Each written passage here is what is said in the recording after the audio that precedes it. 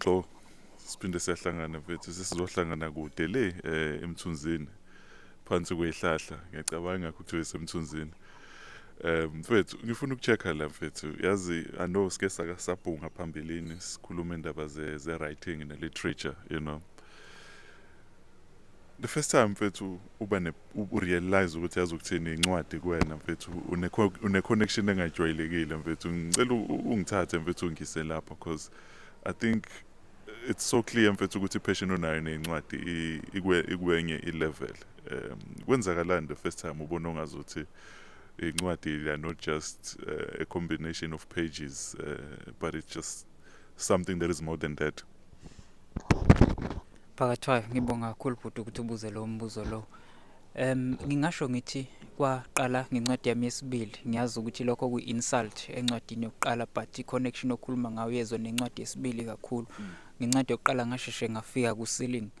Angazi uma ngangasho before ukuthi it was a draft because I had problems with eyes and ukuba honest without ukuvika ukuthi I had problems with eyes but ngasheshe ngafika ku-ceiling cause kwavela ukuthi i-content yayingekho ningi ngaleyo ndlela leyo uyabo kangaka ukuthi namanje uma ngibuyisela emuva ngisincwadini yokuqala I can add but ngalesa sikhathi ngisakwazi uku-add iyasiphelile kahle kahle uyayibona into kanjalo so i-connection deep ehlukile ngeincwadi ngayinothisa ngencwadi yami yesibili incwadi yami yesibili impactful writer ngayibhala ngenhloso yokuthi nganothisa ngencwadi yokuqala ukuthi yazi I am a writer but I think indlela engibhala ngayo ihlukile ayikhombisa ukuthi ngiyaqala uyabo ngase ngithi mina now let me take what I've learned the journey ngisabhala incwadi yokuqala ngathi ake ngithathe ngifake encwadini yesibili ngifundisa abantu ke manje ukuthi how to write a masterpiece because I was getting feedback from other people reliable people bethi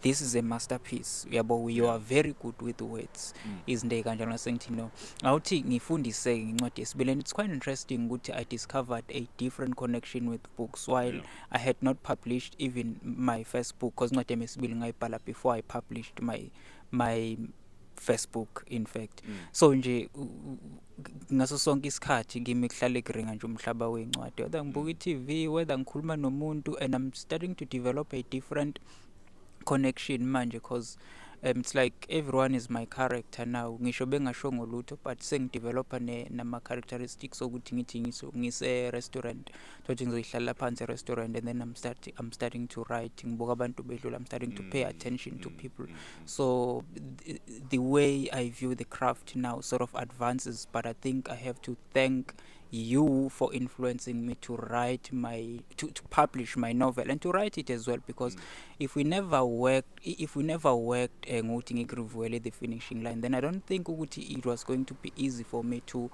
just be challenged to venture into writing a novel so what happened is I got provoked when I published my fourth book, Fate Under the Sky, The Better Brave New Way.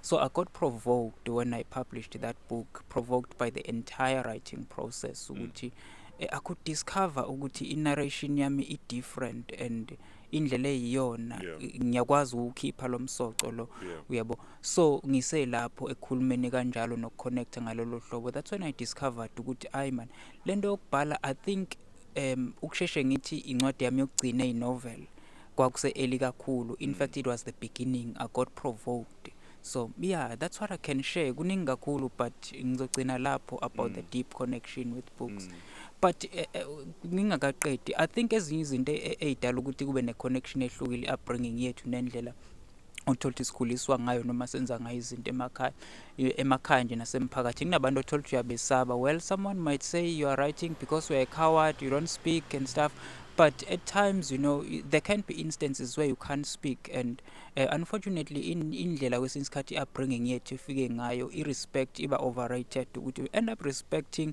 overly respecting in fact ukuthi you don't get to express yourself but with books I'm able to express myself in detail and ngisho ngathiwa ngiyakwesaba kodwa mase ngibhala incwadi ngizokwazi ukuthi nginarrate nje ngawe xwayisa abantu abenza kanje ngawe without fear because you won't discover it because it's now narrated with flair. Thank you so much mfethu it's loaded there's so much that I can take from that mhlawumbe ngithi unpack more But one of the things mfethu, I think bonke abantu esihlangana nabo empilweni, we learn something from kubona regardless of level. That's one thing we keep learning ngempilo. You know, kwabanye abancane, kwabanye mfethu abadala ngalendlela ukuthi you might think abasanakho ukuthila abangakufundisa ngalonto. But you always learn. Siyasuka mfethu, ngiyangibona abantu besuke ema suburbs mfethu beyikoleni zasemakhaya beyitshena ukuthi beyofundisa abantu. Bafike lapha bafunda izinto, ingane zasemakhaya zikufunda izinto. Uma willing to learn, there will always be a room for you to grow. There is always a room for you to grow. Mfethu, there's something very interesting engayinothisa kakhulu ngawe. In fact, this is funny kimina. Ukuthi wangidayisela incwadi yayimakiwe unganakile, you know. And that was maybe angaze ngakutshena, but yeah, wangidayisela incwadi yayimakiwe. And that thing for me mfethu, it was something big. It's kind of like it's what I needed, you know. Because at times I remember mfethu umuntu enza ama thesis nama dissertations ukuthi almost ushaye back and forth kakhulu ne-supervisor, u reach a stage where you just want to submit, you know, sukhathele ilento wanna submit, you know. But one thing that I've noticed in our ukuthi manuscript is always on your lap, you know. I've worked with authors, I might have been there initially, where you just wanna get to the end of your manuscript and then you wanna send it to the editor. But with you, what I've noticed, ukuthi mfethu manuscript sits on your lap. You keep refining it, you know. If you submit a manuscript ngo-July, ngiyazi leyo manuscript isuke sihlukile ngo-August, you know. Leyo manuscript yango-August iyahluka ku-September, you know. What drives you to do that? Because abantu abaningi, you know, I know abantu abathi hayi ne-reader isiyobona, you know, hey ne-reader isiyobona sengikhathele kade ngisebenza ngale. Yini lekwenza ukuthi i-manuscript uyi-embrace ngalendlela ukuthi you are so reluctant to let it go. You keep wanting to go back. I think even with this book, I think Fate in the Sky, if I'm not mistaken, I think there was a time where I had to say, this is it now. Segwanele, you know. Just take me through that process, thinking process that makes you want to hold a manuscript longer. Because I believe that some of us, I have already learned, or I'm still learning, but I think there's somebody who's watching that needs to learn from that, you know. Phatha ngiyabonga ukuthi ubuzile lo mbuzo lo because sengiyakwazi ukuthi unjalo.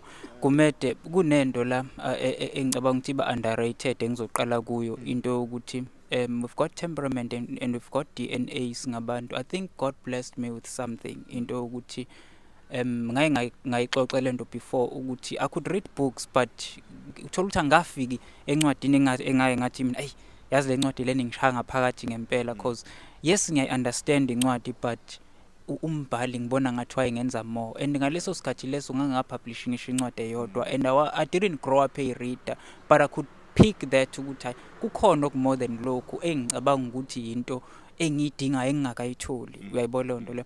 So iqala lapha indaba ekuthenini I think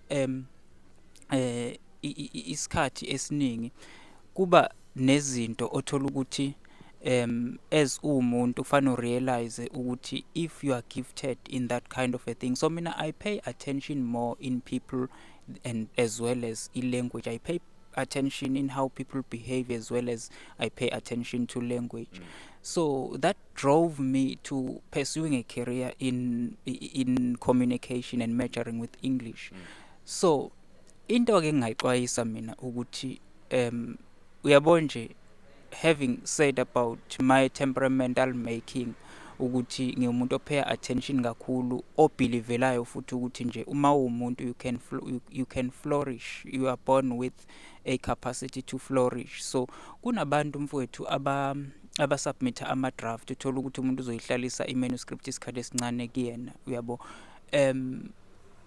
Into enokwenzeka lapho ukuthi usubmit i-draft lapho and awusubmitile umsebenzi kwesinye isikhathi engaze ngithi umsebenzi obusukulungele ukuthi uphume. Ngikupick up kakhulu lokho when I'm editing as an editor ukuthi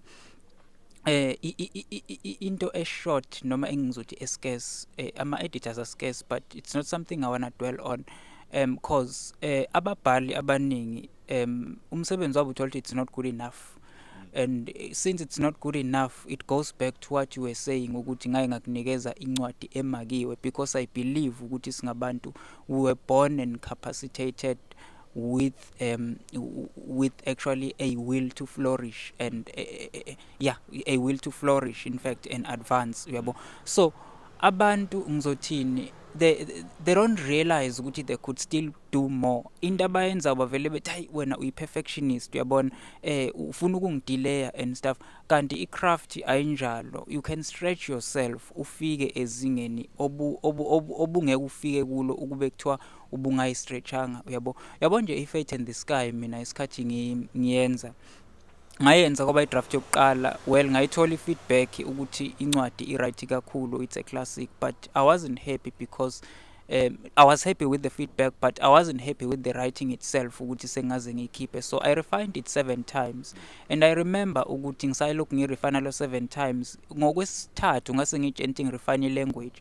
kodwa uma ngiyifunda ngabona ukuthi no, I can't be refining i-language, kusenendlela yokubeka la, because there's a difference between refining language as well as refining the ideas and arguments. So abantu abaningi bashaya lapho ekuthenini ama-manuscript ihlala kakhulu ngakubona, yet ama-arguments abakwazi ukwenza ngendlela, because there's a difference between having an idea and writing an idea on the page. I think baningi abantu abangababhala ukuthi they are authors, but now when it comes to the craft of writing, ila okuba khona scarce, because ukususa i-idea emqondweni uyithathe uyibeke phansi sekuthatha another discipline manje, uyabo. So I believe ukuthi umuntu engasebenza ne-editor eseke wajuluka kwi-manuscript, uyayibona lonto leyo. So kubaluleke kakhulu, ngicabanga ukuthi i-role yama-editors futhi leyo ukuthi ake singa-edit i-grammar kuphela, because ake si-edit ama-arguments, si-edit i-coherence, because i-grammar yes so-edita, but uyabona nje i-example kungaba khona mhlambe nje ngiyasingiba technical, but kungaba khona u-and mhlambe as a conjunction, but thola ukuthi i-conjunction as a coherence connective, uyabo. So u-and uconnecta a certain idea, uthola ukuthi u-and wakho uconnecta ekugcineni, kodwa wena uyitshela usaconnect i-idea oqale ngayo, kanti ngokubhalwe phansi awusaconnectanga le idea oqala, usuconnecte i-idea phakathi nendawo emshweni. But when emqondweni you tend to connect leya idea, because that's what you are thinking in your mind. So izinto ezikanjalo ukuthi siyabhala sinawo ama-ideas, but we need to refine how we make these ideas, yebo, ama-arguments, nokuthi ke umuntu mangabe sisubmithile phela i-manuscript yakho kwi-editor, usubmitha kwi-editor because uyayithemba ukuthi izokunikeza umsoco, izokwazi ukurefine, because I think editing is more like refining ama-ideas and thoughts rather than just refining i-language, uyabo. So izinto ezikanjalo nje engicabanga ukuthi abantu kufanele beyifunde kakhulu, but yeah, uku-eda nje okunye uthi I think yeah, we are still behind with regards to the craft, because into esenza sibe behind kakhulu yiyo leyo eyokuthi I think ama-authors resistant ekuthenini refine the way they put ideas on the pages and trying to learn, uyabo.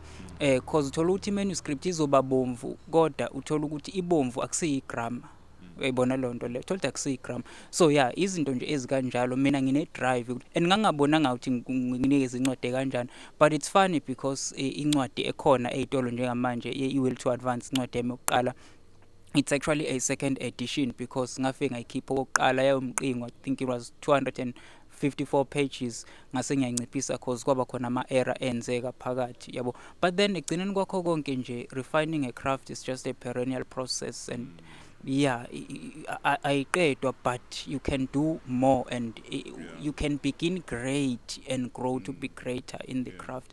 Yeah, so that's what I'm emphasizing.